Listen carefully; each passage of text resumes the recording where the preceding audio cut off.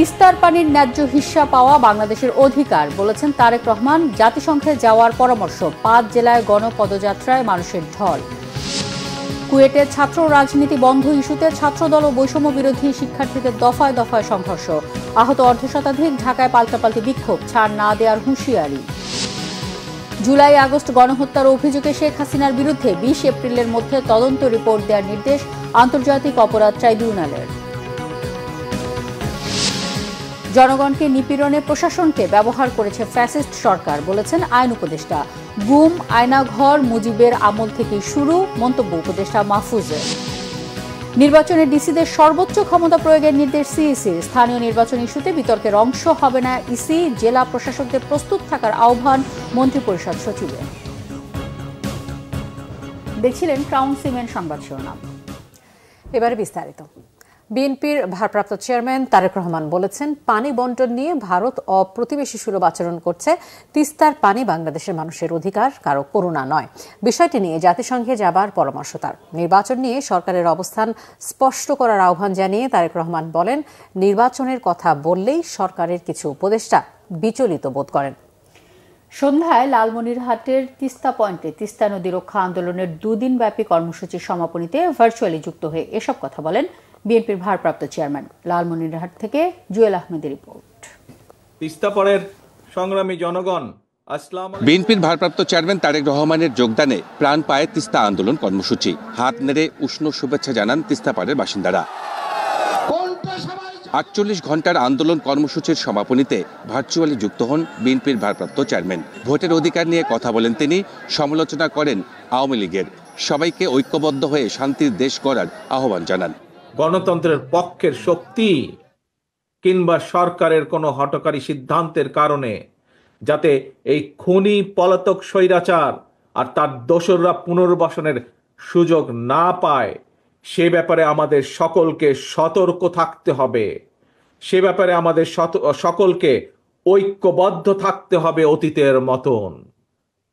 গণতান্ত্রিক দলগুলোর পক্ষ থেকে জাতীয় নির্বাচনের কথা শুনলেই অন্তর্বর্তীকালীন সরকারের কেউ কেউ বিচলিত হয়ে ওঠেন। প্রিয় দেশবাসী, প্রিয় ভাই বোনেরা, আমাদের অবশ্যই মনে রাখা প্রয়োজন, জাতীয় নির্বাচন নিয়ে এক এক উপদেষ্টা এক এক রকমের বক্তব্য এই খুনি মাফিয়া চক্রের সামনে বিশৃঙ্খলা সৃষ্টির পথ সুগম করে দেয়। এই জন্যই বিএনপি বারবার এই অন্তর্বর্তীকালীন সরকারের প্রতি তাদের কর্মপরিকল্পনার রোডম্যাপ ঘোষণা করার আহ্বান জানিয়েছে, প্রতিবার আহ্বান জানিয়েছে। তিস্তা তীরের প্রিয় ভাই বোনেরা, আপনাদের এই আন্দোলনে তিস্তা মহাপরিকল্পনা বাস্তবায়ন ত্বরান্বিত হবে ইনশাল্লাহ। জনগণের ভোটে বিএনপি রাষ্ট্র পরিচালনার দায়িত্ব পেলে অবশ্যই আমরা সকলকে সাথে নিয়ে তিস্তার সমস্যার সমাধান করব। এদিকে 2 দিনের এই কর্মসূচির শেষ দিনেও তিস্তা পারে অবস্থান কর্মসূচি পালন করেন হাজারো মানুষ। অধিকার আদায়ের এই আন্দোলনে যেভাবে পেরেছেন রাতভর অবস্থান করেছেন বিভিন্ন পয়েন্টে। আমরা এখানে কালকের থেকে আসি, তিস্তা নদী খনন বাস্তবায়ন চাচ্ছি, মহাপরিকল্পনা চাচ্ছি, এবং যতক্ষণ পর্যন্ত আমাদের দাবি উদ্ধার হবে না ততক্ষণ পর্যন্ত আমরা এখানেই অবস্থান করব। তিস্তা নিয়ে এত ষড়যন্ত্র হয়েছে, এত কিছু হয়েছে, তিস্তা নিয়ে তালবাহানা করেছে। আমরা সরকারের কাছে একটাই দাবি জানাই যে আর তালবাহানা না। আমার এই নদীর প্রকল্প বাস্তবায়ন করতে হবে, তাহলে আমরা বাঁচবো, দেশ বাঁচবে, মানুষ বাঁচবে। সকালে পদযাত্রায় ঢল নামে মানুষের। পদযাত্রা শেষে তিস্তা পয়েন্টে পানিতে নেমে প্লাকার্ড প্রদর্শন ও সঙ্গীত পরিবেশন করেন আন্দোলনকারীরা। এই আন্দোলনের মাধ্যমে অন্তর্বর্তী সরকার কোনো উদ্যোগ না নিলে বড় আন্দোলনের হুঁশিয়ারি দেন নেতারা। 2 কোটি মানুষের জীবন, 2 কোটি মানুষের প্রাণ এই তিস্তা নদী, এইটা আমাদের জীবন রেখা। এটাকে রক্ষা না করা পর্যন্ত আমরা আন্দোলন থেকে সরে যাব না। আমাদের এই দাবি আদায় হবে না ততদিন আমরা বিভিন্ন কর্মসূচির মাধ্যমে জনগণকে সংগঠিত করে রাখবো। কর্মসূচিতে রংপুর, নীলফামারী, গাইবান্ধা, কুড়িগ্রামের 11 পয়েন্টে বিএনপির কেন্দ্রীয় নেতারা নেতৃত্ব দেন। জুয়েল আহমেদ, বাংলা ভিশন, লালমনিরহাট। বিএনপি মহাসচিব মির্জা ফখরুল ইসলাম আলমগীর বলেছেন, সংস্কারের নামে নির্বাচন বিলম্বিত করার চেষ্টায় মানুষ অন্য কিছুর গন্ধ পাচ্ছে। কারো ক্ষমতায় যাওয়ার ইচ্ছা থাকলে নতুন দলে যোগ দিয়ে ভোটের মাধ্যমে ক্ষমতায় আসার আহ্বান জানিয়েছেন তিনি। মঙ্গলবার বিকেলে যশোর টাউন হল ময়দানে জেলা বিএনপি আয়োজিত সমাবেশে প্রধান অতিথির বক্তৃতায় বিএনপি মহাসচিব এসব কথা বলেন। প্রয়োজনীয় সংস্কার করে দ্রুত নির্বাচন দেওয়ার দাবি জানিয়ে তিনি বলেন, জাতীয় নির্বাচনের আগে স্থানীয় সরকার নির্বাচন মেনে নেওয়া হবে না। ছাত্রদের নতুন দল গঠন প্রসঙ্গে মির্জা ফখরুল বলেন, ছাত্ররা নতুন দল করায় বিএনপি আনন্দিত, তবে ক্ষমতায় থেকে তা করা যাবে না। নির্বাচন দিলে আত্মগোপনে থাকা আওয়ামী লীগের দোসররা মাথা চাড়া দিয়ে উঠবে বলেও মন্তব্য করেন তিনি। সমাবেশে বিএনপির কেন্দ্রীয় ও স্থানীয় নেতারাও বক্তব্য রাখেন। যেটা মানুষ প্রাণ দিয়েছে, একদিকে যেমন আপনার পরিবর্তনের প্রাণ দিয়েছে, একই সঙ্গে একটা নির্বাচনের জন্য তারা প্রাণ দিয়েছে। এই নির্বাচনটা যত দ্রুত হবে, বারবার আমরা বলে আসছি কথাটা, ততই দেশের জন্য মঙ্গল হবে। হঠাৎ করে কিছু করে ফেলা কতটুকু সাস্টেনেবল হবে সেটা তো অবশ্যই চিন্তা করতে হবে। তার যে পথ, সেই পথে যেতে হবে। হ্যাঁ, যদি তারা বলতো যে আমরা বিপ্লবী সরকার গঠন করেছি, তাহলে বিপ্লবী সরকার করতো, আমাদের কিছু বলার ছিল না। কিন্তু বিপ্লবী সরকার না, এটা সাংবিধানিক সরকার। এটাকে আপনার অ্যাপারেন্ট ডিভিশন থেকে এর বৈধতা নিয়ে আসা হয়েছে। আপনার অবশ্যই আমাদেরকে ওইটুকু ধরে রেখে আমাদেরকে এগোতে হবে। খুলনা প্রকৌশল ও প্রযুক্তি বিশ্ববিদ্যালয় কুয়েটে বৈষম্য বিরোধী ছাত্র আন্দোলন, ছাত্র শিবির ও ছাত্র দলের মধ্যে ধাওয়া পাল্টা ধাওয়া ও সংঘর্ষের ঘটনা ঘটেছে। এতে আহত হয়েছেন অর্ধশতাধিক। মঙ্গলবার দুপুরে কুয়েট ক্যাম্পাসে এই ঘটনা ঘটে। বর্তমানে ক্যাম্পাসের উত্তেজনা বিরাজ করছে। স্থানীয়রা জানান, সকাল থেকে কুয়েট ক্যাম্পাসে ছাত্র দলের নেতাকর্মীরা সংগঠনের নতুন সদস্য অন্তর্ভুক্ত করার জন্য ফর্ম বিতরণ শুরু করে। এই খবর ক্যাম্পাসের মধ্যে ছড়িয়ে পড়লে বৈষম্য বিরোধী ছাত্র আন্দোলন ও ছাত্র শিবির কর্মীরা দুপুরে বিক্ষোভ মিছিল বের করে। এ সময় তারা ছাত্র রাজনীতি ঠিকানা এই কুয়েটে হবে না, দাবি মোদের একটাই, রাজনীতিমুক্ত ক্যাম্পাস চাই সহ বিভিন্ন স্লোগান দিয়ে বিশ্ববিদ্যালয়ের ছাত্র হলগুলো প্রদক্ষিণ করে। মিছিলটি কেন্দ্রীয় জামে মসজিদের সামনে গেলে ছাত্র দলের সাথে ছাত্র শিবিরের মধ্যে উত্তেজনা দেখা দেয়। এক পর্যায়ে দুই গ্রুপের ধাওয়া পাল্টা ধাওয়া ও সংঘর্ষের ঘটনা ঘটে। এতে উভয় পক্ষের অর্ধশতাধিক আহত হয়। সংঘর্ষ কুয়েটের ক্যাম্পাসের বাইরেও ছড়িয়ে পড়ে। পরিস্থিতি নিয়ন্ত্রণে কাজ করছে পুলিশ।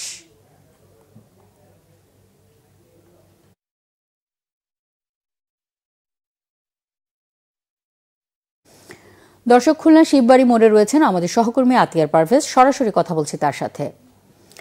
আতিয়ার, শিববাড়ি মোড়ে পাল্টাপাল্টি কর্মসূচি ডেকেছে ছাত্রদল ও বৈষম্য বিরোধী ছাত্র আন্দোলন। সেখানকার সর্বশেষ পরিস্থিতি আমাদেরকে জানান।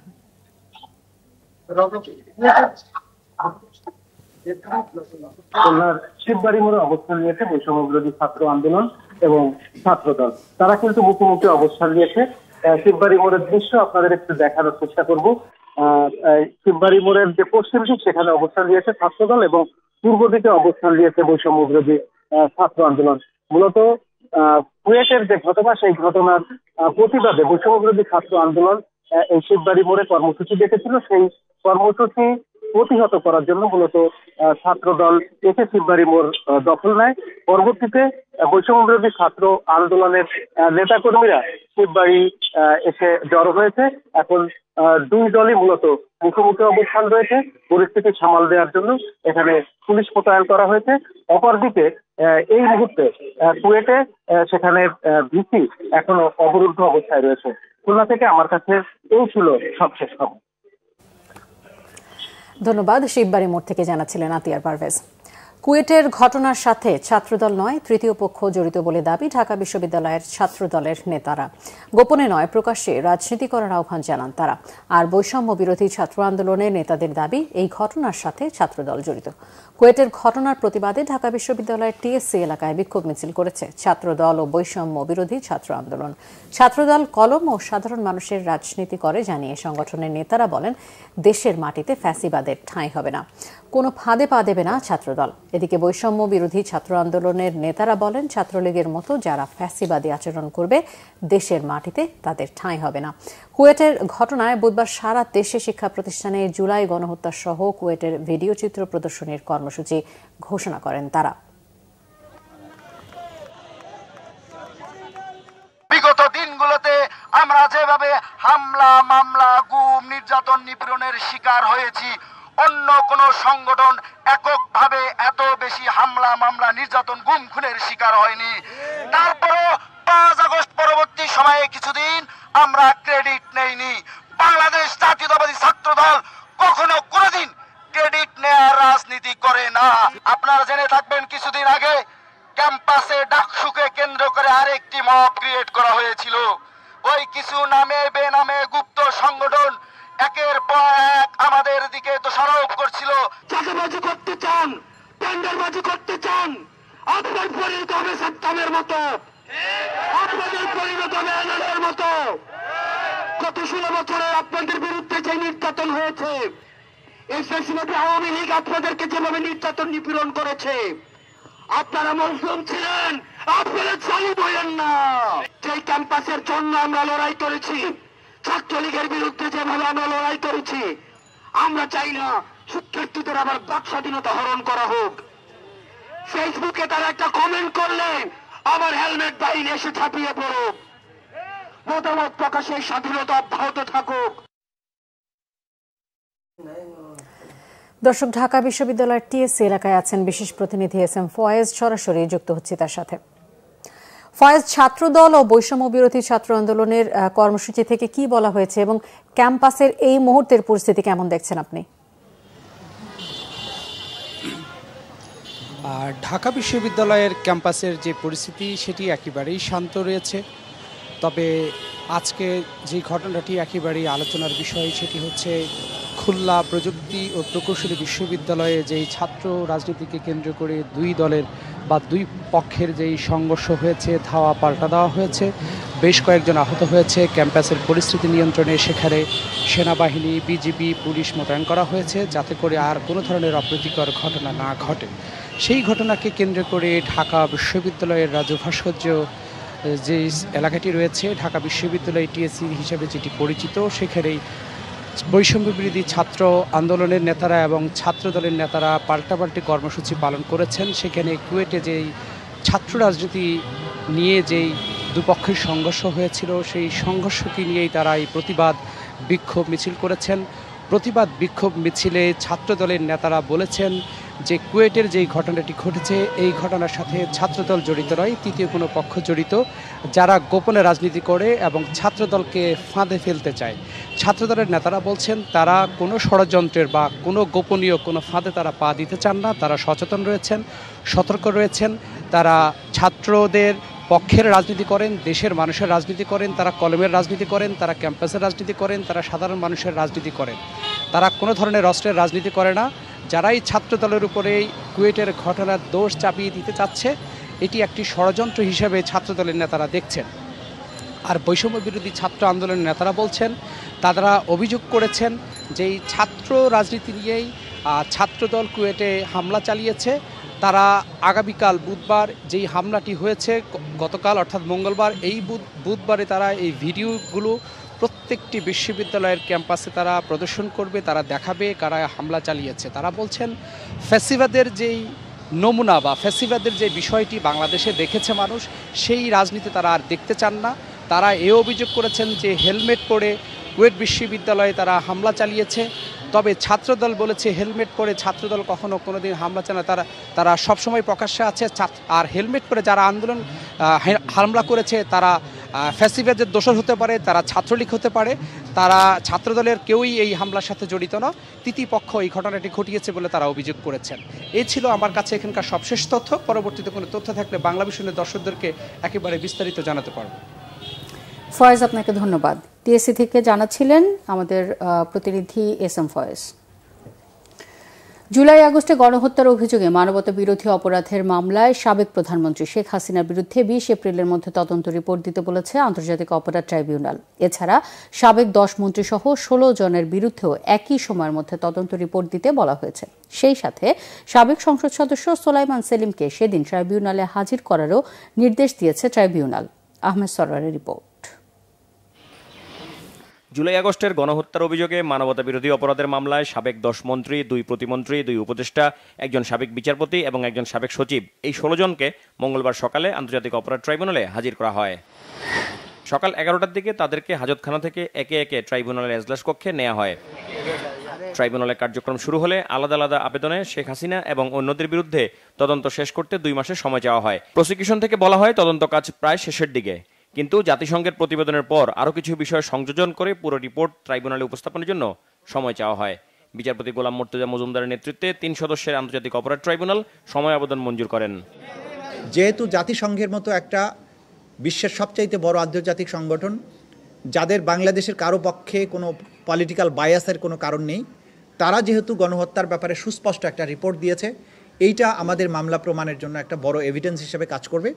এই কারণে আমরা 2 মাসের সময় চেয়েছিলাম। আদালত আগামী 20 এপ্রিল এই পরবর্তী তারিখ নির্ধারণ করেছেন। এই সময়ের মধ্যে তদন্ত রিপোর্ট যাতে পাওয়া যায় সেটার ব্যাপারে বলেছেন। আমরা বলেছি যে আশা করছি আমরা এর আগেই তদন্ত রিপোর্ট দাখিল করতে পারবো।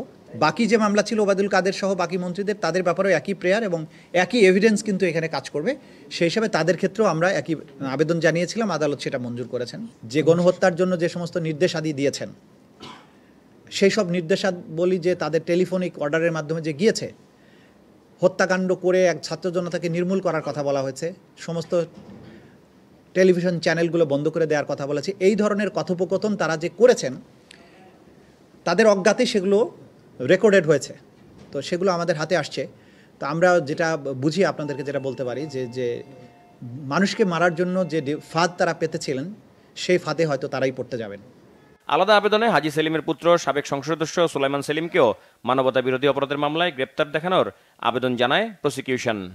তিনি অন্য মামলায় গ্রেপ্তার হয়ে জেল হাজতে থাকার কারণে এই তথ্য আসার পরে আমরা তাকে আমাদের এই মামলাতে শোন অ্যারেস্ট দেখানোর জন্য এবং প্রোডাকশন ওয়ারেন্ট ইস্যু করার জন্য আবেদন করেছিলাম।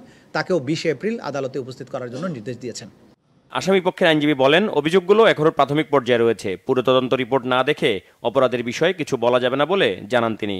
খুবই অসুস্থ এবং 2 ঘন্টা সময় নিয়ে হসপিটাল থেকে আসছি। এই কারণে এখানে আমি যাদের কাছে রাজনীতি শিখছি সেই রকমের লোক আছে। আমার বড় ভাই আছে 2 জন, আমার সাথী আছে কয়েকজন, যাদের সাথে মুক্তিযুদ্ধ করেছি তারা আছে। তো যে কোনো অপরাধী থাক আর না থাক এটা বিচার্য বিষয়, কিন্তু আইনগত সুবিধা পাওয়া এবং সমর্থন দেওয়া এটা একটা আইনজীবীর নৈতিক অধিকার, এবং যে কোনো নাগরিকের আইনগত সুবিধা পাওয়া এটা নৈতিক অধিকার।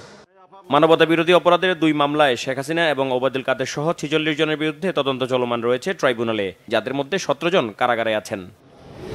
আহমেদ সরোয়ার, বাংলা ভিশন, ঢাকা। গণহত্যায় জড়িত না থাকলে আওয়ামী লীগের যে কেউ ক্ষমতা চেয়ে নির্বাচনে অংশ নিতে পারবেন বলে জানিয়েছেন স্থানীয় সরকার উপদেষ্টা আসিফ মাহমুদ। তিনি মনে করেন জাতীয় নির্বাচনের আগে স্থানীয় সরকারের নির্বাচন হওয়া উচিত। জেলা প্রশাসকদের সাথে বৈঠকের পর আইন উপদেষ্টা ডক্টর আসিফ নজরুল বলেন, জনগণের উপর অত্যাচার ও নিপীড়ন চালাতেই ডিসিদের ব্যবহার করছে ফ্যাসিস্ট সরকার। রিপোর্ট সৈয়দ আব্দুল মুহিতের। জেলা প্রশাসক সম্মেলনের সমাপনী দিনে প্রথম অধিবেশনে ডিসিদের সাথে বৈঠক হয় স্থানীয় সরকার মন্ত্রণালয়ের। রাজধানীর ওসমানী স্মৃতি মিলনায়তনে বৈঠক পরবর্তী ব্রিফিং করেন উপদেষ্টা আসিফ মাহমুদ সজীব ভুইয়া।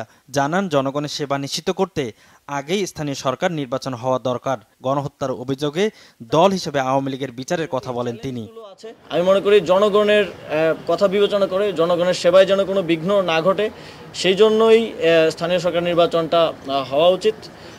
এবং সেক্ষেত্রে আমরা যেহেতু একটি ঐক্যমত্যের ভিত্তিতে এই সরকার পরিচালিত হচ্ছে এবং এই সরকারের একটা অন্যতম ম্যান্ডেট হচ্ছে সবাইকে সাথে নিয়ে চলা, সেই জায়গা থেকে রাজনৈতিক দলগুলোর সাথেও রাজনৈতিক দলগুলোর ঐক্যমত্যের ব্যাপারটাকে আমরা সম্মান এবং শ্রদ্ধার সাথে দেখছি। যারা আওয়ামী লীগ করেছে কিন্তু কোনো প্রকার অন্যায় এবং গণহত্যা কিংবা অপরাধের সাথে যুক্ত নয়, তারা ক্ষমা চেয়ে আবার মেইন স্ট্রিমে স্বাভাবিক অবস্থায় ফিরে আসতে পারে।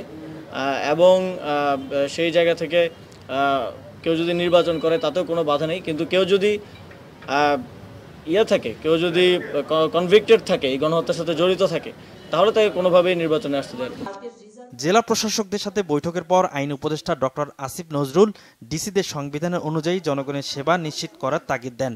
দেশের সবচেয়ে মেধাবী মানুষরা ডিসি হিসাবে কাজ করেন বা প্রশাসনে আসেন কম্পিটিটিভ পরীক্ষার মাধ্যমে। এত বড় রাষ্ট্রের একটা রিসোর্সকে গত ফ্যাসিস্ট রেজিম জনগণকে অত্যাচার করার জন্য, নিপীড়ন করার জন্য এবং তাদের অপকর্ম জায়েজ করার জন্য ব্যবহার করা হয়েছিল। এখানে কোনো ফর্মুলার ব্যাপার নাই। আপনি আইনে যা আছে, নীতিমালায় যা আছে, সংবিধানে যা আছে সেটা মেনে চললে জনগণের সেবা আর কল্যাণ দেওয়া ছাড়া ওনাদের কোনো কাজই নাই। কাজে আমাদের শুধু একটা কথাই বলতে, আপনি আইন অনুযায়ী চলেন, আপনি আপনার বিবেক মতো চলেন। আর এটা তাদেরকে জনগণের প্রতিপক্ষ হিসাবে যে ব্যবহার করা হয়েছে, এটা হচ্ছে সম্পূর্ণ আইন এবং সংবিধান লঙ্ঘন করে। বিশেষ অভিযান নিয়ে কথা বলেন স্বরাষ্ট্র উপদেষ্টাও। তিনি জানান, যতদিন ডেভিলরা থাকবে ততদিনই অভিযান চলবে। আইন শৃঙ্খলা উন্নতির জন্যই তো আমরা এই যে একটা অপারেশন চালাচ্ছি ডেভিল হান্ট, এটা তো আপনারা জানেন এবং আপনারা এই থেকে সাহায্য এবং সহযোগিতা করে যাচ্ছেন। এই জন্য আপনাদের আমি ধন্যবাদ জানাই। যতদিন ডেভিলরা থাকবে। সমাপনী দিনের শুরুতে বৈঠক হয় প্রতিরক্ষা মন্ত্রণালয় ও সশস্ত্র বিভাগের সাথে। এই সেশনে জেলা প্রশাসকদের সাথে সেনা, নৌ, বিমান বাহিনীর ঊর্ধ্বতন কর্মকর্তাদের সাথে প্রধান উপদেষ্টার প্রতিরক্ষা বিষয়ক বিশেষ সহকারীর মতবিনিময় হয়। চলমান অভিযানের পাশাপাশি অস্ত্র গুলি উদ্ধারেও ডিসিদের নির্দেশনা দেওয়া হয়েছে। সজাগ থাকতে বলা হয়েছে স্বৈরাচারের দোসরদের ব্যাপারে। যে স্বৈরাচার এবং তাদের দোসররা বিভিন্ন জায়গায় সংগঠিত হচ্ছে এবং কর্মসূচি দিচ্ছে এবং তারা দেশকে একটা অরাজকতার দিকে নিয়ে যেতে পারে, সে ব্যাপারে তাদেরকে সজাগ থাকতে হবে। আমি সৈয়দ আব্দুল মুহিত, বাংলা ভিশন, ঢাকা। উপদেষ্টা মাহফুজ আলম অভিযোগ করেছেন, গুম, আয়নাঘর, নিপীড়ন শেখ মুজিবের আমল থেকেই শুরু হয়েছিল। বাবার মতোই একনায়কতন্ত্র কায়েম করতে চেয়েছিলেন শেখ হাসিনা। এদিকে প্রধান উপদেষ্টা প্রেস সেক্রেটারি শফিকুল আলম বলেছেন, শেখ হাসিনার ভয়ঙ্কর একনায়কতন্ত্র মোকাবেলা করতে তরুণরা সফল হয়েছে। জুলাই আগস্ট গণ অভ্যুত্থানে তরুণদের অবদান ও আত্মত্যাগের নানা দিক তুলে ধরে রাজধানীর প্রেস ইনস্টিটিউট, বাংলাদেশ পিআইবিতে এসো দেশ বদলাই, পৃথিবী বদলাই স্লোগান নিয়ে শুরু হয়েছে 2 দিনব্যাপী তারুণ্যের উৎসব। উৎসবের উদ্বোধন করেন উপদেষ্টা মোহাম্মদ মাহফুজ আলম ও প্রধান উপদেষ্টা প্রেস সচিব শফিকুল আলম। অনুষ্ঠানে উপদেষ্টা মাহফুজ আলম বলেন, পিতার কাছ থেকে শিক্ষা নিয়ে শেখ হাসিনা ফ্যাসিবাদ প্রতিষ্ঠা করে ক্ষমতাকে চিরস্থায়ী করার চেষ্টা করেছেন। শেখ হাসিনা শুধু প্রশাসনকে নয়, গোটা দেশকে নষ্ট করেছে বলে অভিযোগ তার। আর প্রধান উপদেষ্টার প্রেস সচিব বলেন, তরুণরা ফ্যাসিস্ট শেখ হাসিনাকে পরাস্ত করেছে। জাতীয় রক্ষী বাহিনী নামে একটি বাহিনী তৈরি করা হয়েছিল বাংলাদেশ সেনাবাহিনীর বিকল্প হিসাবে, এবং মুক্তিযোদ্ধাদের মধ্যে বিভাজন তৈরি করে শেখ মুজিবই প্রথম বাংলাদেশে ফ্যাসিবাদের গোড়াপত্তন করেন। এবং মুক্তিযুদ্ধের বিভিন্ন ওনার বিভাজনমূলক রাজনীতির কারণে মুক্তিযোদ্ধাদের মধ্যে অনেক ফ্র্যাকশন তৈরি হয়। এবং আমি যেটা বলি বা আমরা যেটা বলি যে বাংলাদেশের প্রথম 1 দশকের ইতিহাস হচ্ছে মুক্তিযোদ্ধাদের দ্বারা মুক্তিযোদ্ধাদের হত্যার ইতিহাস। এবং এই ক্ষেত্রে শেখ মুজিবুর রহমান, তার জেআরবি তথা জাতীয় রক্ষী বাহিনী। এদিকে সন্ধ্যায় ফরেন সার্ভিস একাডেমিতে এক সংবাদ সম্মেলনে প্রধান উপদেষ্টার প্রেস সচিব শফিকুল আলম জানিয়েছেন, গণহত্যার সাথে জড়িত আওয়ামী লীগের নেতা, কর্মী, সমর্থকদের বিচার হবে। বিগত দিনে যারা গুম, খুন, নির্যাতনের সাথে জড়িত ছিল তাদের বিচার মুখোমুখি করার কথাও জানান তিনি। প্রধান উপদেষ্টার প্রেস সচিব জানান, দুর্নীতির সাথে জড়িত আওয়ামী লীগ নেতাকর্মীদের বিচারের পর বাংলাদেশের জনগণ সিদ্ধান্ত নেবে আওয়ামী লীগের ভবিষ্যতের বিষয়। সংযুক্ত আরব আমিরাত সহ মধ্যপ্রাচ্যের অন্যান্য দেশে কর্মী পাঠানোর বিষয়ে ইতিবাচক আলোচনা চলছে বলে জানান তিনি। সারা বিশ্বে বাংলাদেশের ভাবমূর্তি উজ্জ্বল করতে ডক্টর মোহাম্মদ ইউনূস কাজ অব্যাহত রেখেছেন বলেও জানান শফিকুল আলম।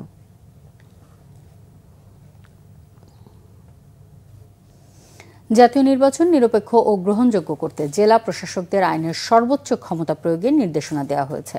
জেলা প্রশাসক সম্মেলনের শেষ দিনে মতবিনিময়ে এই নির্দেশনা দেন প্রধান নির্বাচন কমিশনার। এখনই মাঠ পর্যায়ে আস্থা তৈরিতে ডিসিদের কাজ শুরুরও পরামর্শ দিয়েছে নির্বাচন কমিশন। এদিকে মন্ত্রিপরিষদ সচিব ও জনপ্রশাসন সচিব জানিয়েছেন, মাঠ প্রশাসন ঘাটতি কাটিয়ে উঠছে। এই সম্মেলনের মধ্য দিয়ে সরকারের সাথে মেলবন্ধন তৈরি হয়েছে বলেও জানান তারা। আরও জানাচ্ছেন রিশান নাসরুল্লাহ। অভ্যুত্থানের স্পিরিট ধারণ করে প্রথমবারের মতো জেলা প্রশাসক সম্মেলনে পুর নির্বাচন কমিশন। প্রধান নির্বাচন কমিশনারের নেতৃত্বে জেলা প্রশাসকদের সাথে মতবিনিময়ে যোগদান নির্বাচন কমিশনাররা। মতবিনিময় শেষে প্রধান নির্বাচন কমিশনার এম নাসিরউদ্দিন জানান, নির্বাচন নিয়ে এখন থেকে প্রস্তুতি নেওয়ার নির্দেশনা দেওয়া হয়েছে ডিসিদের।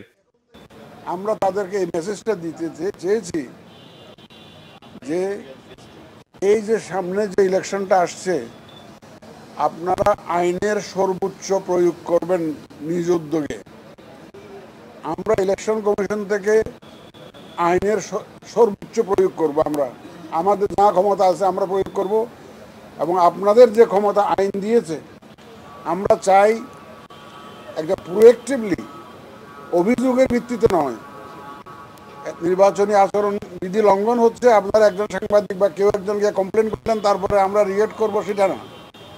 প্রোঅ্যাক্টিভলি, নট রিয়েক্টিভ, প্রোঅ্যাক্টিভলি যাতে এই ধরনের যে কোনো ধরনের নির্বাচনী অপরাধ যাতে অ্যাড্রেস করা হয় সেই মেসেজটা আমরা দিয়েছি। স্থানীয় সরকার নির্বাচন আগে হবে কিনা সাংবাদিকদের এমন প্রশ্নের জবাবে জানান, এই রাজনৈতিক বিতর্কের অংশ হবে না নির্বাচন কমিশন। আমরা বলিও না, বলার প্রয়োজন মনে করি না এখনো।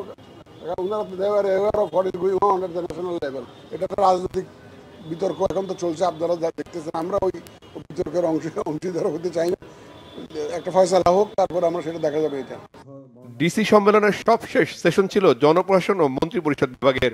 মত বিনিময় শেষে মন্ত্রী পরিষদ সচিব জানান, দায়িত্ব পালনে মাঠ প্রশাসনের মনোবল ফিরেছে। অন্যদিকে জনপ্রশাসন সচিব বলেন, নির্বাচন কমিশনের মাধ্যমে জাতীয় নির্বাচনে সঠিক দায়িত্ব পালন করবেন ডিসিরা। সরকার তো একা একা চলে না, কোনো একরৈখিক গতি না, সকলে মিলে সরকার, সকল রকমের ফাংশনের জন্য সকল রকমের ডিপার্টমেন্টগুলি আছে। সকল ডিপার্টমেন্টের সাথে আমরা এখানে তাদেরকে মুখোমুখি করে দিতে পেরেছি, আলাপ আলোচনা হয়েছে। তাদের যে কি প্রত্যাশা সেটাও জেলা প্রশাসক এবং কমিশনার বৃন্দকে দেওয়া হয়েছে। সুতরাং এই যে মিলমিশ, এটাই তো আমাদের টার্গেট ছিল।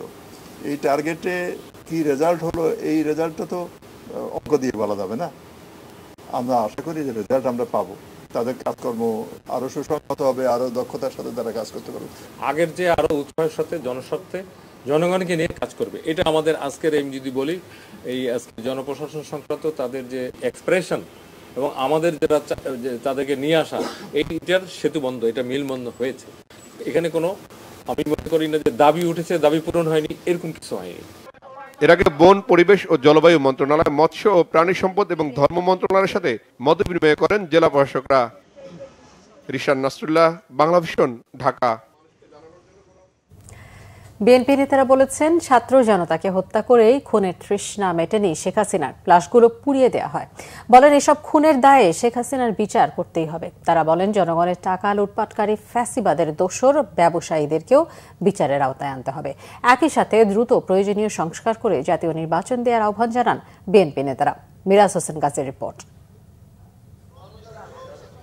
রাষ্ট্রকাঠামো মেরামতে তারেক রহমান ঘোষিত বিএনপির ৩১ দফা রূপরেখা নিয়ে কর্মশালার ধারাবাহিকতায় এই আয়োজন নিউ মার্কেট থানা বিএনপির।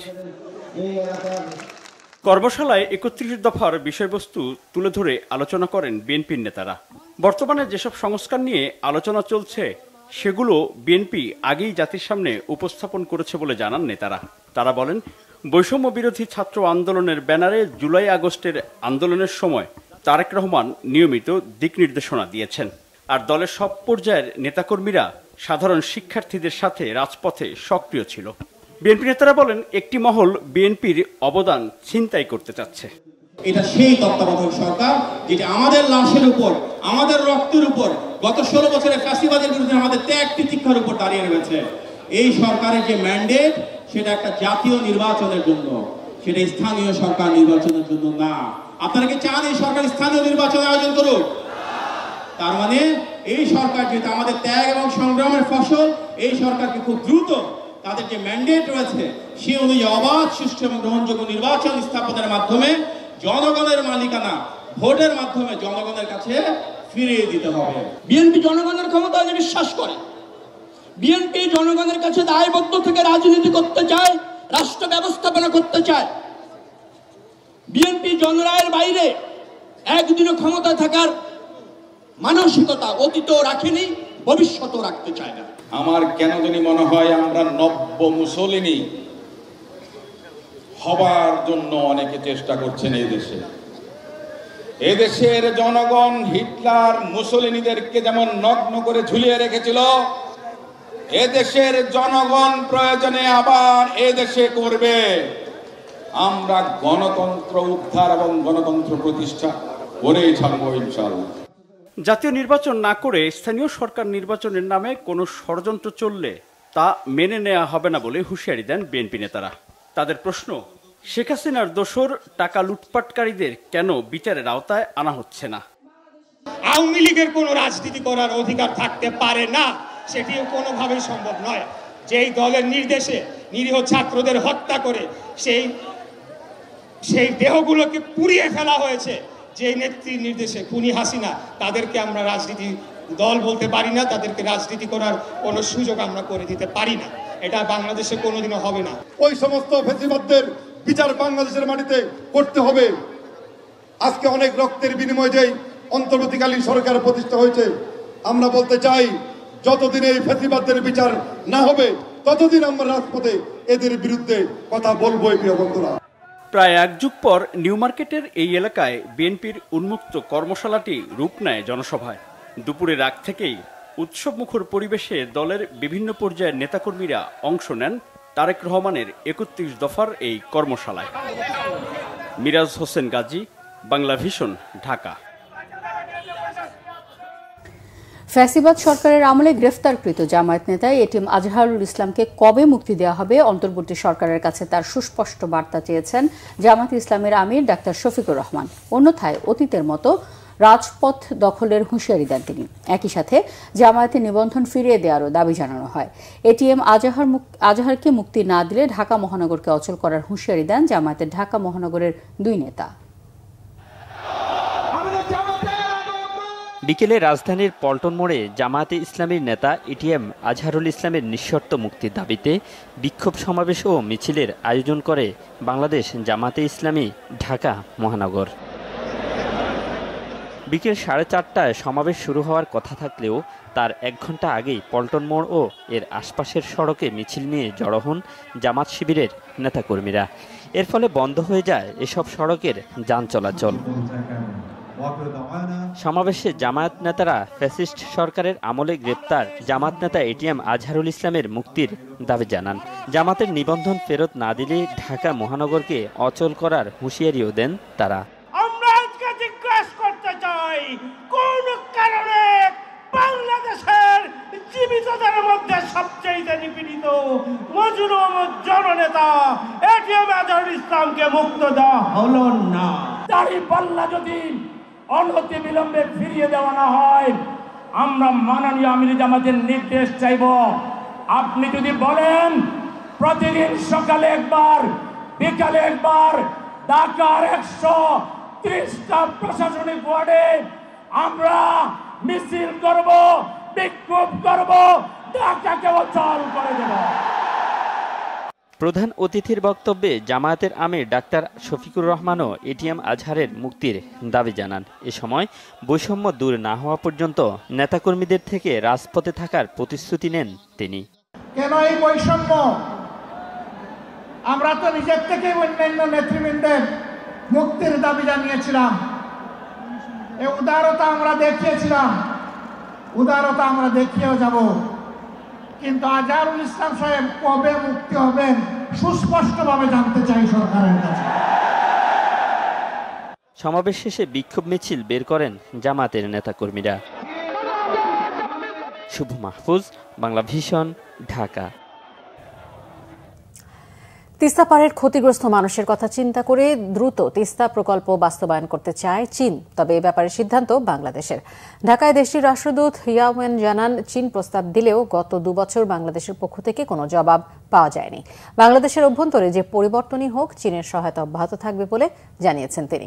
আরও জানান, দ্বিপক্ষীয় আলাপ আলোচনার ভিত্তিতে ভারতের সাথে সম্পর্কের বিষয়টি ঠিক করবে বাংলাদেশ। এ ব্যাপারে চীনের কোনো মন্তব্য নেই। রিপোর্ট করছেন ইমরুল কায়েস। গ্রীষ্মে শুকিয়ে যাওয়া ও বর্ষা মৌসুমে বন্যার কারণে তিস্তা পাড়ের বিস্তীর্ণ অঞ্চলের মানুষ ব্যাপকভাবে ক্ষতিগ্রস্ত হচ্ছে। সমস্যা কাটিয়ে উঠতে তিস্তা প্রকল্প বাস্তবায়নে এগিয়ে আসে চীন। প্রকল্পের উপযোগিতা নিয়ে মূল্যায়নের কাজও সম্পন্ন করে দেশটি। চীনের রাষ্ট্রদূত ইয়াওয়েন জানান, দ্বিতীয় ধাপে বন্যা নিয়ন্ত্রণ ও প্রশমনের প্রকল্প বাস্তবায়নের প্রস্তাব দেয় চীন। তবে গত 2 বছরে এ ব্যাপারে বাংলাদেশ কোনো উত্তর দেয়নি বলে জানান রাষ্ট্রদূত ইয়াওয়েন। দূতাবাসে আয়োজিত সংবাদ সম্মেলনে এসব তথ্য জানান তিনি। তিস্তার অঞ্চলের বিস্তীর্ণ এলাকার মানুষ খুবই সমস্যার মধ্যে আছে। এ কারণে যত দ্রুত সম্ভব তিস্তা প্রকল্প হওয়া দরকার। প্রকল্প বাস্তবায়ন করতে আমরা প্রস্তুত। প্রথম ধাপে আমরা প্রকল্পের মূল্যায়ন কাজ সম্পাদন করেছি। দ্বিতীয় ধাপে বন্যা নিয়ন্ত্রণ ও প্রশমন প্রকল্পের জন্য আমরা প্রস্তাব দিয়েছি, কিন্তু গত 2 বছরে এর কোনো জবাব পাইনি। বাংলাদেশ নিজে করুক কিংবা অন্যকে দিয়ে করাক, প্রকল্পটি দ্রুত হওয়া দরকার। প্রকল্প কিভাবে হবে সে ব্যাপারে সিদ্ধান্ত নেয়ার সম্পূর্ণ এখতিয়ার বাংলাদেশের। বাংলাদেশের অভ্যন্তরে পরিবর্তন সংক্রান্ত জনগণের যে কোনো সিদ্ধান্তকে চীন সম্মান করে জানিয়ে ইয়াও ওয়েন বলেন, বাংলাদেশের অর্থনৈতিক ও সামাজিক উন্নয়নে বেইজিংয়ের সহযোগিতা অব্যাহত থাকবে। বাংলাদেশের যে পরিবর্তনই হোক, চীনের সহায়তা অব্যাহত থাকবে। সম্পর্ক একই থাকবে। পরিবর্তনের বিষয়ে আমরা বাংলাদেশের মানুষের সিদ্ধান্তকে সম্মান করি। বাংলাদেশের আভ্যন্তরীণ বিষয়ে চীন কথা বলতে চায় না। বাংলাদেশের স্বাধীনতা সার্বভৌমত্বকে চীন সম্মান করে। দ্বিপক্ষীয় আলোচনার ভিত্তিতে বাংলাদেশ ভারতের সাথে সম্পর্ক ঠিক করবে। এ ব্যাপারে চীনের কোনো মন্তব্য নেই। রাষ্ট্রদূত জানান, বাংলাদেশের রাজনৈতিক সংস্কার অভ্যন্তরীণ বিষয়। রাজনৈতিক দলগুলো ঐক্যমতের ভিত্তিতে তা করবে। চীন বাংলাদেশের শান্তি, নিরাপত্তা ও স্থিতিশীলতা দেখতে চায় বলে জানান ইয়াওয়েন।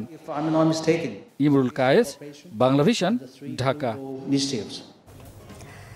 নির্বাচন নিয়ে অনিশ্চয়তা এবং রাজনৈতিক অস্থিরতার কারণে দেশে বিনিয়োগ বাড়ছে না বলে মনে করে টেক্সটাইল মিল মালিকদের সংগঠন বিটিএমএ। সংগঠনটির সভাপতি শওকত আজিজ রাসেল জানান, ব্যাংক থেকে লুটপাট ও চুরির জন্য বাংলাদেশ ব্যাংক ভর্তুকি দিলেও ব্যবসায়ীদের সংকট আমলে নিচ্ছে না। এ পরিস্থিতিতে মুখ ফিরিয়ে রেখেছেন দেশীয় উদ্যোক্তারাও। এজন্য দফায় দফায় গ্যাস, বিদ্যুতের দাম বাড়ানোর সিদ্ধান্তকে দায়ী করেন তারা। জিয়াউল হক সবুজের রিপোর্ট। চলতি অর্থবছরের প্রথম 6 মাসে দেশে বিদেশি বিনিয়োগ কমেছে 2/3 বেশি। আগের অর্থবছরের একই সময়ে 74 কোটি মার্কিন ডলার বিনিয়োগের বিপরীতে গত 6 মাসে বিদেশি বিনিয়োগ হয়েছে মাত্র 21 কোটি ডলার। অন্তর্বর্তী সরকারের 6 মাসে 71% বিদেশি বিনিয়োগ কমার পেছনে রাজনৈতিক অনিশ্চয়তা বড় কারণ বলছেন টেক্সটাইল শিল্পের নেতারা। আনরেস্ট একটা প্রবলেম, গ্যাস একটা সংকট, ব্যাংকিং চ্যানেলই তো ব্যবসা করতে হবে আমাদেরকে, সেখানেও একটা ঝামেলা রয়েই তো গেল। এর সাথে আরও কিছু কাজ করে যে আমি যে বিনিয়োগ করব, আমার বিনিয়োগটা কতটুকু সেফ, কতটুকু ভালনারেবল, এটা বহির্বিশ্ব হিসাব কিতাব করেই বিনিয়োগ করবে। তো সেখানে যদি দেখা যায় যে প্রতিদিন গ্যাসের রেট চেঞ্জ হয়, ইলেকট্রিসিটির রেট চেঞ্জ হয়, তাহলে কিন্তু বিদেশি বিনিয়োগ আমরা আশা করতে পারি না। ঢাকা আন্তর্জাতিক টেক্সটাইল প্রদর্শনী উপলক্ষে ডাকা সংবাদ সম্মেলনে বিটিএমএ সভাপতি জানান, দেশে কর্মসংস্থানের অভাবেই বাড়ছে চুরি ছিনতাই। বিনিয়োগের সুষ্ঠু পরিবেশ না থাকায় বিনিয়োগকারীরা মুখ ফিরিয়ে রেখেছে এমন দাবি তার।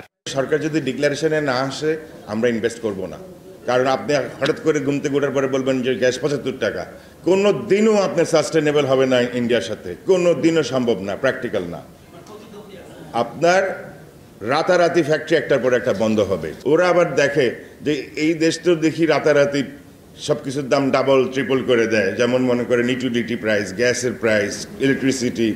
তো এগুলা যদি এরকম হয় তাহলে হয়তো বিদেশিরা কমিটেড হবে না। আমাদের সরকারকে ক্লিয়ার কাট বলতে হবে আগামী 10 বছর এই থাকবে রেট, তাইলে একজন এই ঝুঁকিটা নেবে। আমাকে যদি বলেন নতুন ফ্যাক্টরি করতে, আমিও 10 বার চিন্তা করব, কারণ আমার তো সাস্টেনেবল হবে কি হবে না এটা আমাকে চিন্তা করতে হবে। আগামী 20 ফেব্রুয়ারি শুরু হতে যাওয়া 4 দিনের ঢাকা আন্তর্জাতিক টেক্সটাইল ও গার্মেন্ট মেশিনারিজ প্রদর্শনীতে এবার 33টি দেশের 1,500-এর বেশি স্টল অংশ নিচ্ছে বলে জানান আয়োজকরা। This time is for Bangladesh. Ziaul Haque Sabuj, Banglavision, Dhaka. এলাকা ভাগ করে 3টি কিশোর গ্যাং গ্রুপের মাধ্যমে শতাধিক কিশোর দিয়ে অপরাধ জগৎ নিয়ন্ত্রণ করত রাজধানীর মোহাম্মদপুরের কবজিকাটা বাহিনীর প্রধান আনোয়ার। হত্যাসহ একাধিক মামলার আসামি আনোয়ারকে 2 সহযোগী সহ সোমবার রাতে কেরানীগঞ্জ থেকে গ্রেপ্তারের পর এমন তথ্য র্যাবের। অপরাধ নিয়ন্ত্রণে আরও কঠোর হওয়ার ঘোষণা দিয়েছে র্যাব।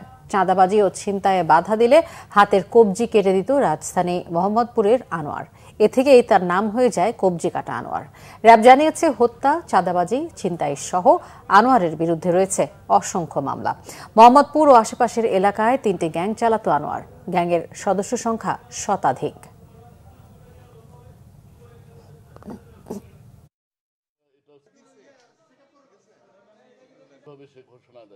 এবং এই সেই আটক জায়গাটা আনোয়ার। ওয়ালটনের বিরুদ্ধে বিভ্রান্তিকর প্রচারণা চালানো হচ্ছে বলে অভিযোগ করেছে কোম্পানিটি। কিছু স্বার্থান্বেষী মহল পরিকল্পিতভাবে বিদেশি পণ্য আমদানির সুযোগ তৈরি করতে দেশীয় প্রতিষ্ঠানের বিরুদ্ধে অপপ্রচারে লিপ্ত হয়েছে বলে অভিযোগ করা হয়। প্রেস বিজ্ঞপ্তিতে বলা হয়, ওয়ালটনের বিরুদ্ধে আনা অভিযোগগুলো ভিত্তিহীন ও পরিকল্পিত। কিছু ডিলার ও ডিস্ট্রিবিউটর আগে বাকিতে পণ্য নিয়ে বিক্রির পর পাওনা অর্থ পরিশোধ করেননি। ওয়ালটন থেকে বাকিতে নেওয়া পণ্যের বিক্রির টাকা তারা অন্যত্র সরিয়ে নিয়েছেন অথবা এমন খাতে বিনিয়োগ করেছেন যেখানে প্রত্যাশিত আর্থিক সাফল্য আসেনি। এখন তারা টালবাহানা করে ওয়ালটনের বিরুদ্ধে অসত্য অভিযোগে বিভ্রান্তিকর প্রচারণা চালাচ্ছেন। এটা মূলত বকেয়া অর্থ পরিশোধ এড়ানোর কৌশল। ওয়ালটন জানায়, তাদের সাথে ব্যবসা করে ক্ষতিগ্রস্ত হওয়ার কোনো নজির নেই, বরং হাজার হাজার ডিলার ও ডিস্ট্রিবিউটর দীর্ঘদিন ধরে সফলভাবে ব্যবসা করছেন। নতুন ডিলারশিপের জন্য বিপুল সংখ্যক আবেদনও জমা রয়েছে। ওয়ালটন সবসময় ব্যবসায়িক স্বচ্ছতা বজায় রেখে নিয়মিত কার্যক্রম পরিচালনা করে, ডিলারদের সঙ্গে সুদৃঢ় সম্পর্ক রক্ষা করে। বাজেট ঘোষণার কয়েক মাস আগে থেকেই কিছু স্বার্থান্বেষী গোষ্ঠী দেশীয় শিল্পকে হুমকির মুখে ফেলার জন্য সক্রিয় হয়ে ওঠে।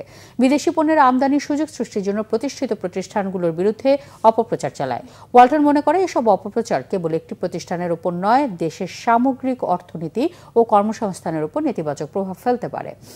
ওয়ালটন আরও জানায়, কোনো ডিলার বা ডিস্ট্রিবিউটর তাদের কোনো বিক্রয় প্রতিনিধির মাধ্যমে ক্ষতিগ্রস্ত হলে হিসাব বুঝে না পেলে ওয়ালটনের দরজা সবসময় খোলা। প্রয়োজনীয় ডকুমেন্টস নিয়ে সরাসরি যোগাযোগ করলে ব্যবস্থা নেওয়ার আশ্বাসও দেওয়া হয়।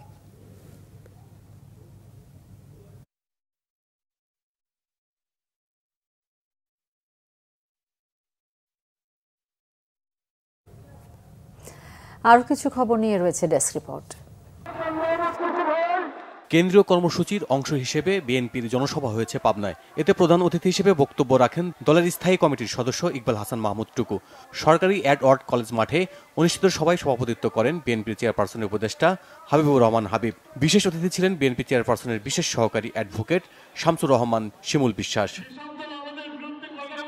বিএনপির যুগ্ম মহাসচিব সৈয়দ ইমরান সালে প্রিন্স বলেছেন, তিস্তার পানি ন্যায্য হিস্যার জন্য প্রয়োজনে বিএনপি জাতিসংঘে যাবে। বিকেলে সৈয়দপুরে তামান্না মোড়ে জনসমাবেশে প্রধান অতিথির বক্তব্যে তিনি এই কথা বলেন। জামায়াত নেতা আজহারুল ইসলামের মুক্তির দাবিতে বিক্ষোভ সমাবেশ হয়েছে হবিগঞ্জে। আগামী 20 ফেব্রুয়ারির মধ্যে মুক্তি না দিলে বৃহত্তর আন্দোলনের ঘোষণা দেন নেতাকর্মীরা। উপস্থিত ছিলেন জেলা আমির মাওলানা মুখলিসুর রহমান সহ অন্যরা। দেশে প্রথমবারের মতো অনুষ্ঠিত হতে যাচ্ছে ফিশারিজ এন্টারপ্রেনার সামিট 2025। মৎস্য অধিদপ্তর ও বিজমান মিডিয়া লিমিটেডের আয়োজনে আগামী শনিবার বাংলাদেশ চীন মৈত্রী সম্মেলন কেন্দ্র হবে দিনব্যাপী এই সামিট। এ উপলক্ষে সংবাদ সম্মেলনে মৎস্য অধিদপ্তরের মহাপরিচালক ডক্টর মোহাম্মদ আব্দুর রৌফ বলেন, দেশের মৎস্য খাতকে আরও আধুনিক, টেকসই ও লাভজনক করতে বিভিন্ন পেশাজীবী মানুষের পদচারণায় মুখর থাকবে এই সম্মেলন। গ্রামীণ ফোনের ন্যায্য পাওনা পরিশোধের দাবিতে সংবাদ সম্মেলন করেছে চাকরিচ্যুত ও অধিকার বঞ্চিত গ্রামীণ ফোন শ্রমিক ঐক্য পরিষদ। এ সময় তারা অভিযোগ করেন, মালিক পক্ষকে বাড়তি মুনাফা দেওয়ার হীন উদ্দেশ্যে দেশীয় দালালেরা স্থায়ী কর্মী ছাঁটাইয়ের প্রকল্প বাস্তবায়ন করে চলেছে। স্মার্ট ফাউন্ডেশনের উদ্যোগে বিনামূল্যে চোখে চিকিৎসা ও সানি অপারেশন সেবা দেওয়া হয়েছে লক্ষ্মীপুরের রামগঞ্জে। সকাল থেকে বিকাল পর্যন্ত প্রায় 2000 রোগীকে এই সেবা দেওয়া হয়। দৃষ্টি আপনার, দায়িত্ব আমাদের। ঝকঝকে দেখুন সনি স্মার্টের সাথে। এই স্লোগানে কর্মসূচির উদ্বোধন করেন স্মার্ট ফাউন্ডেশনের সেক্রেটারি জেনারেল ও স্মার্ট টেকনোলজিস লিমিটেডের ব্যবস্থাপনা পরিচালক মোহাম্মদ জহিরুল ইসলাম। উপস্থিত ছিলেন সনি ইন্টারন্যাশনাল লিমিটেডের বাংলাদেশ শাখার প্রধান রিকি লুকাস, বাংলাদেশের আই ট্রাস্ট হসপিটালের মহাব্যবস্থাপক মোহাম্মদ কামরুল ইসলাম সানজিদ ও রামগঞ্জ মডেল ডিগ্রি কলেজের অধ্যক্ষ মোহাম্মদ নুরুদ্দিন ভূয়া সহ অন্যরা। ভোক্তাদের ব্যস্ত জীবনে দুধের পুষ্টি নিশ্চিতের লক্ষ্যে তরল দুধ ক্যাটাগরিতে নতুন ব্র্যান্ড ডানো রেডি ইউএসটিকে কেন্দ্র করে ক্যারাভান প্রচার অভিযান চালু করেছে ডানো। এতে সচেতনতা বৃদ্ধি সহ পণ্যটি উপভোগের সুযোগ সৃষ্টি হবে গ্রাহকদের। দুধের এ বার্তা পৌঁছে দিতে ঢাকার গুরুত্বপূর্ণ 19টি এলাকা সহ সিলেট, কুমিল্লা ও চট্টগ্রামের বিভিন্ন এলাকায় এই প্রচার অভিযান চালানো হয়। এ বিষয়ে বক্তব্য রাখেন আরলা ফুডস বাংলাদেশের head of marketing Yasna Chowdhury. Bangla vision news desk. Begumpara নামে একটি ওয়েব ফিল্মের প্রেস কনফারেন্স হয়েছে কানাডার টরন্টোতে। রিসমন্ড হিলে একটি রেস্টুরেন্টে এই কনফারেন্সের আয়োজন করা হয়। এতে উপস্থিত ছিলেন প্রযোজক, ডিরেক্টর সহ সকল অভিনয়শিল্পী, কলাকৌশলী ও স্পন্সররা। অনুষ্ঠানে প্রযোজক কাজী মোরসালিন ও ফিল্মের ডিরেক্টর কামাল হোসেন বাবর ওয়েব ফিল্মের গল্প ও শুটিং সম্পর্কে বিভিন্ন অভিজ্ঞতার কথা শেয়ার করেন। তারা জানান, ওয়েব ফিল্মটি সম্পূর্ণ ব্যতিক্রমধর্মী একটি গল্প থেকে তৈরি করা হয়েছে। 21শে ফেব্রুয়ারি টরন্টোতে হবে ওয়েব ফিল্মটির প্রিমিয়ার শো। ফিল্মটি যথারীতি প্রচার করা হবে বেঙ্গল মাল্টিমিডিয়া RTV-তে।